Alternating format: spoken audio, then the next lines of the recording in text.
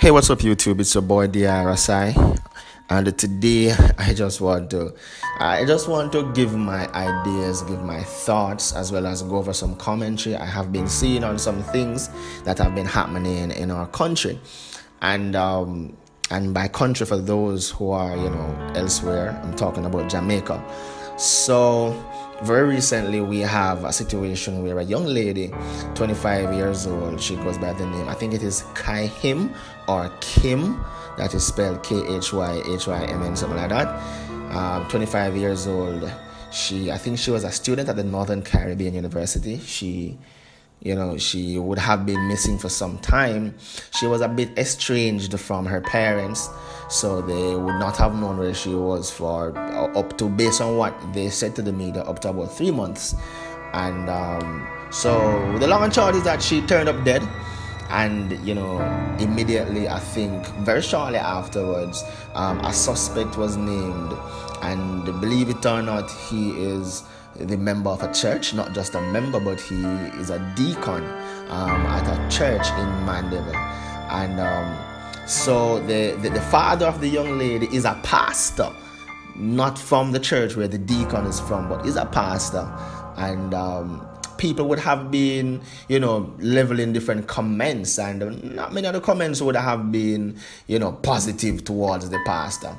So the pastor went to Facebook to, set the record straight, so to speak. So, not only is he trying to cope with the loss of his only daughter, but he now has to deal with all these negative comments. So he turned to, the popular social media site Facebook, and he made a post that clearly dismissed some of the claims that persons would have been leveling at him. So here is what he wrote on Facebook. He said, "Good afternoon, Facebookers. It has come to my attention that everybody has comments in relation to the brutal murder of my daughter by a Seventh-day Adventist cult from the Mandeville Seventh-day Adventist Church. Please, if you don't know the facts, it is all right to be silent." And he then went on to say that, one, he gave a list of things. One, to date, I have not seen the body of my daughter. The police will call me when they are ready for the autopsy. Two, avoid making a comparison with my daughter and other women who were murdered because they were schooled by heartless men who invested in them. I think most of the people, and this is just me now, most of the people, on social media would have been saying that, the old man, because the jawbone, the deacon, the deacon by the name of Jawbone. Now ask me how that work out. So this deacon Jawbone, people were theorizing that more than likely he might take care of this young woman, and it is commonly believed and perceived that, boy, I'm gonna take care of a woman and send her to a university and them something there. She probably feel let have something on him. So this was a theory, a popular theory that people were running with. So pastor now started to dismiss that. He's now saying that when my daughter was at NCU, which is the Northern Caribbean University, every cent came from my family. Even though I hope pastor know and understand, so sometimes what them believe says, the cost of living not so pretty now at university, so let me just hope that everything was taken care of in that regards. Number 3, he continues, stop thinking that my daughter had an intimate relationship with this pathetic murderer. Stick a pin right there. So in fact, stick a whole heap of pin.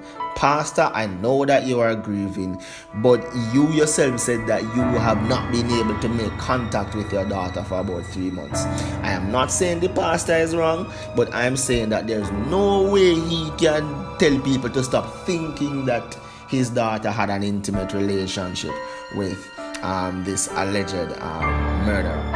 So, oh boy, he continues.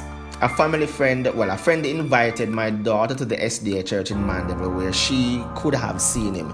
Maybe he started stalking her from there on. Any young person could have been deceived into thinking that this old man could be a mentor and ended up at his house. Alright, pastor, you just have contradict yourself. I don't even want to tell you which part, because you can't make up something like this.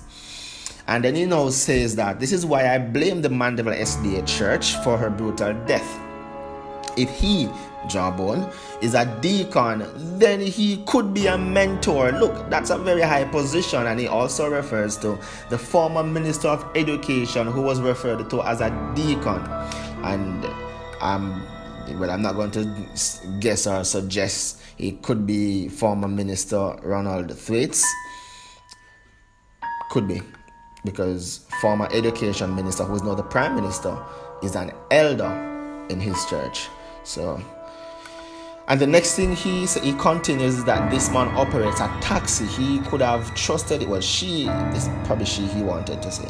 She could have trusted him to take her home, and he devoured her. Again, Pastor makes some comments where he need to be careful. Kim was little and defenseless. The SDA deacon was taking care of someone's house and could have told my daughter that he has a place to rent. She could put faith in him because he is an old man. And he went on to say why people can't brainstorm what happened. No one knows why Kim got to his house. And they were not living together as far as he know, which means that him not really know much. And Kim was living around the lane. So hold on, if Kim was living around the lane from you, Pastor, I want to know, why is it that for 3 months he only have no contact with her? Something just not right with that story. I am not an investigative officer or anything like that, but there are just a lot of loopholes I am seeing from my untrained and naked eyes. Alright, why did the murderer kill her? Alright, and I'll go there. So these were the reasons he gave now.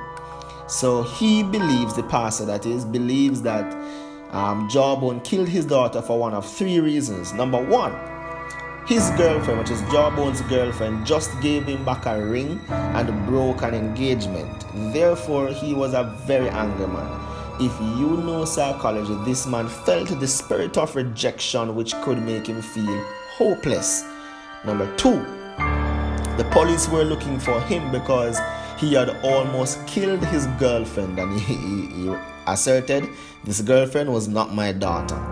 What if my daughter was a witness to the threat on his girlfriend's life? And number 3, it seems to me that she had to die. In other words, he could not afford to make her live because he had to bury some evidence. That looked like only one reason you have, Pastor. And he also went on to say he didn't know if he raped her, but he guessed that the autopsy will show.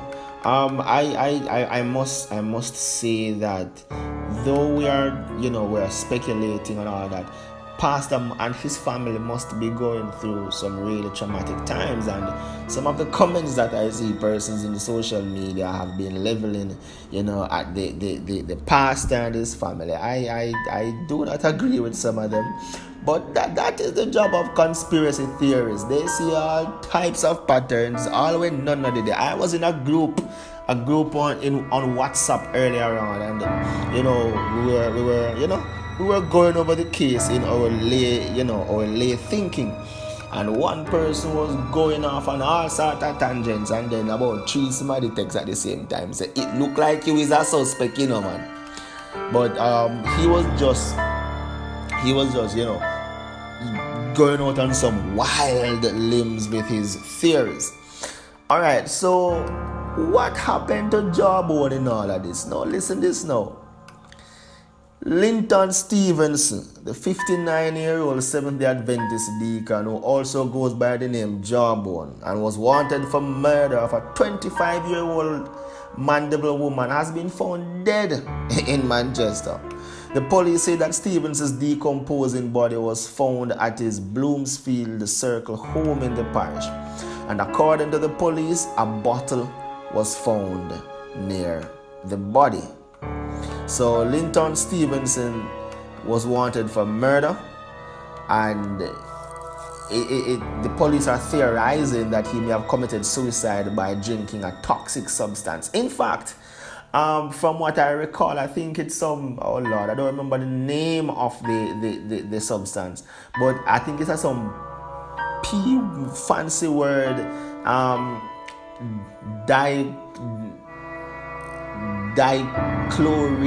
dichlorate.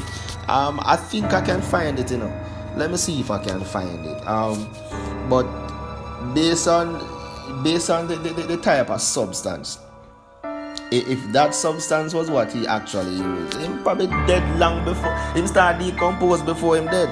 So it was called the paraquat dichloride based chemical, and this would cause the internal organs to start, disintegrating, causing bleeding from all orifices, and orifices mean hole.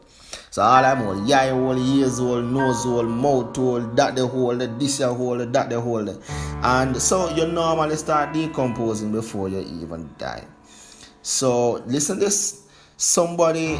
Another person who is a relative to the pastor's family, he said that the young lady started getting sick mentally. She started to wonder what about, and she dropped out of school because of the illness, and she once wandered from her home and was found on the Mandela highway.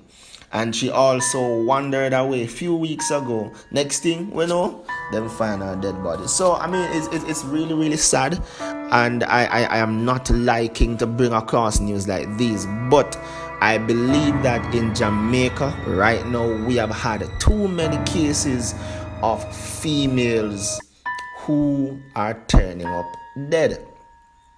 The man them, I'm going to talk to you right now. All me need you to do, I understand, so we're here to protect and nurture our females. We're not there for every day we are read news, or every week, every month we are read news. It's another little girl who want to rape and kill, or to just kill and burn up. And no, come on, man, I'm tired of it. And ladies, females, I don't know what else to tell you guys but to be constantly vigilant. Just be constantly vigilant, because I don't want to say you're not safe. Just look out here to you them. So this is my take on what has been happening. I will give more updates as soon as they arise. My name is DRSI. Please follow me on the social media handles which are in the description. And please, may I beg you, subscribe if you have not yet subscribed to the channel. And I'm asking you to give a thumbs up to the video. Also, let me know what you think. You think the pastor correct in a way I say? You think something shady are going? What you think happened? Let me know in the comment section below. Guess what? I see you in another video. Please subscribe for more.